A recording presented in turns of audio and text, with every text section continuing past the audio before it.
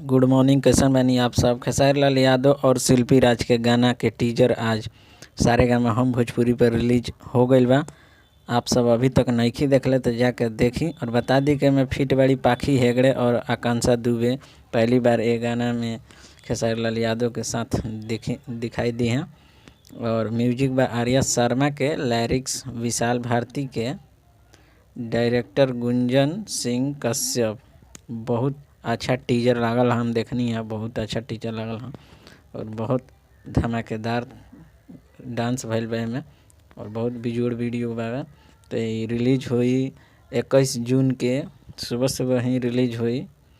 तो जरूर एकरा के सपोर्ट करें लोग और ढेर सारा प्यार और आशीर्वाद ये गाना के देम लोग और एगो गाना के ट्रेंडिंग में ले जाम लोग। तो तैयार रहे हम लोग। 21 जून के गाना फुल HD में रिलीज हुई, आज टीजर हो गई बा। तो चलिए भोजपुरी हिट खबर के सब्सक्राइब कर ली और हम हैं संदीप यादव और लाइक कर दी।